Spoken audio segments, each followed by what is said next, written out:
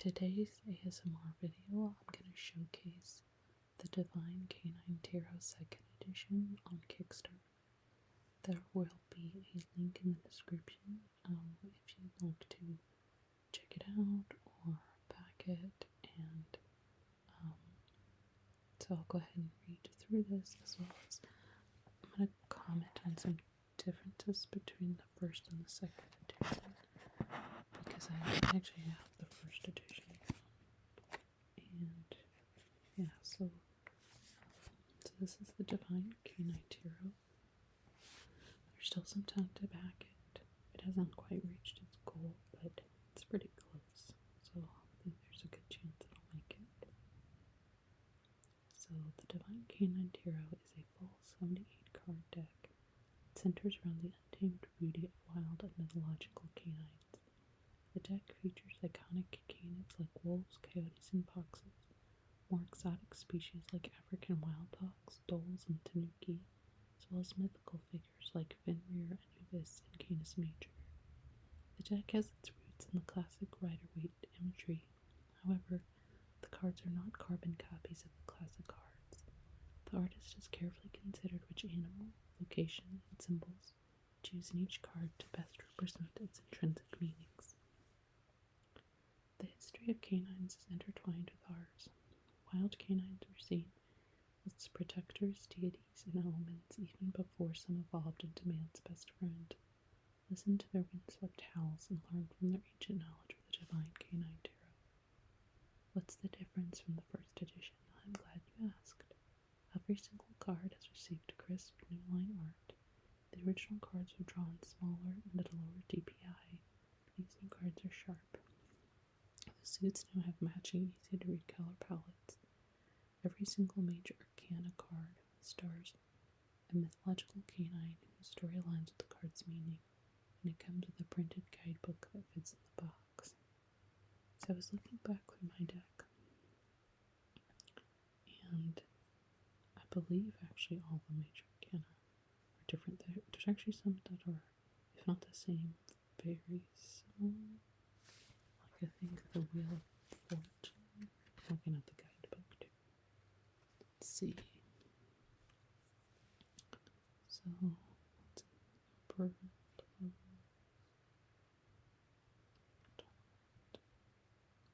Yeah, so Wheel of Fortune, like you said, it's sharper, so there's changes in terms of the color palette, but the actual imagery is the same. But all of them are different or have slight differences, like Justice is very similar, but a little different. Whereas something like the Martyr is completely changed. Like it was the Hanged Man, and it had a coyote strung up, like they do at some ranches. So that one's, completely different. So I guess I would say, there's a couple things about this deck that I think would be sort of, if you're trying to decide whether to back it, if you have the first edition, would be to consider. One is the major arcana difference, that there's some big differences. Actually, let me go back up here and talk about the suits now have matching easier color palettes. As I go down, I'll show you. That's another thing to keep in mind. I was just looking back over mine.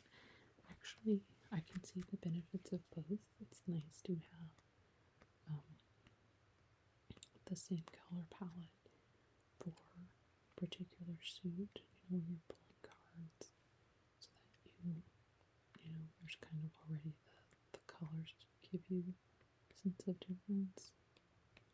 However, I think in the original, I actually like that there's the differences. So like, you'll see in a minute. I'll talk about it more in a minute. In the guidebook, I can't remember if I had to buy it separately or not, but for the first edition, it doesn't go in the box. Like it's a larger printout. So here we go. The major arcana features famous canine mythology and symbolism from around the world. I definitely cannot pronounce the first one. The Fool is from Irish mythology. The magician is the coyote from Native American mythology. High priestess is the Sarama from Hindu mythology. The empress Lupa from Roman mythology. Emperor is a heraldic wolf, medieval European symbolism. The Hierophant is St. Dominic's hound, Catholic mythology. The Bond, the lover, is young Fenrir and Tyr from Norse mythology. Chariot is Lipwawet, Egyptian mythology. Strength, Manu, Japanese mythology. Hermit, Rakuba, Nyanga mythology. Wheel of Fortune, wolf chasing rabbit around the tree of life, Celtic mythology. Justice, Anubis, Egyptian mythology. The Martyr, which is the hanged man, Gellert from Welsh folktale. Death, Severus, Greek mythology. Temperance, Arles, Armenian mythology. Bondage, the devil, Fenrir and Tyr, Norse mythology. The Tower, Holotl, Holotl. I apologize, I'm butchering a lot of different names here. Aztec mythology, the star, Canis Major. Greek mythology, the moon, El Cadeo. Central American folklore, the sun, Petit Croup, I'm not sure about that. Arthurian legend, judgment, Haunting skull, Norse mythology, and the world, Datatreya's dogs, Hindu mythology. And the minor arcana is where you'll notice a difference with the color if you have their first edition. So cups has this kind of blue, or he talks about blue, periwinkle, seafoam. Swords, purple, pink, and orange. Coins, green and gold. And wands, red, orange, and yellow. And in the first edition, as far as I can kind of tell, some of it's the same, coloring. But there's some variation. And the variation actually, I think I prefer. So I like the new major arcana, but I think in terms of the minor arcana, I prefer the old coloration. But, everybody's different and everybody likes different things with their decks. So you might prefer that there's more consistent coloration. And there are cards that are different too. Some are, basically the same. Some are slight variations, and I believe I was kind of poking through some of them. Some of them are actually like completely different, I believe. I'm gonna look again real quick.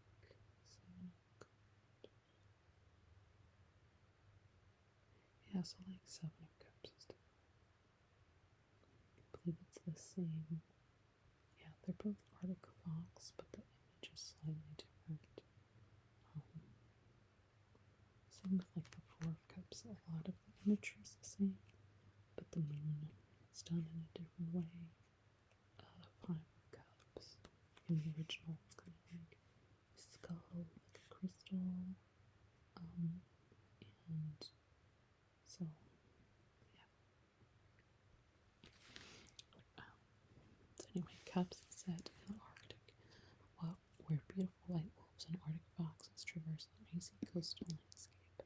Antique goblets lay frozen in the snow, as if dropped by early Arctic explorers only to be reclaimed by nature.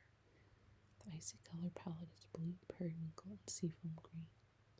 Swords is set in the woods. Majestic timber wolves and red foxes take center stage in the untamed wilderness, where rusted swords coated in moss tell the story of battles fought long ago. The color palette is a twilight spread of purple, pink, and orange. Coins, pentacles, features unique canids from all around the world, including the tanuki, the kitsune, the African wild dog, dhole, and the maned wolf.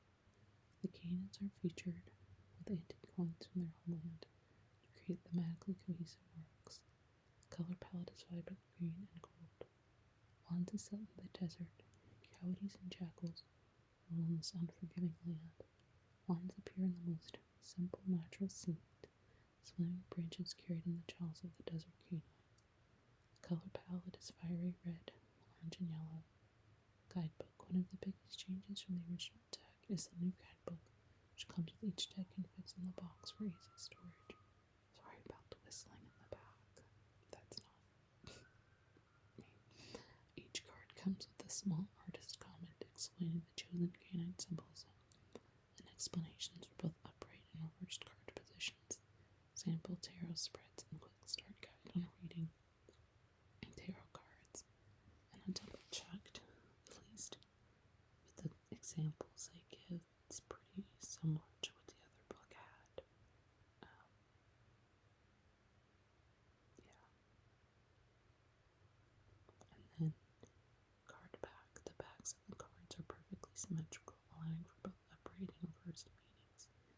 This back is much more aesthetically pleasing, I feel like, than the original back. I just really like it. It's very beautiful. The Divine Canine Tarot will come in a collectible rigid box to keep your cards safe from damage. This 2-part box will be finished with matte lamination. This is a prototype, but this final design may differ slightly. And then there's other there's tarot cloths and prints, and you can also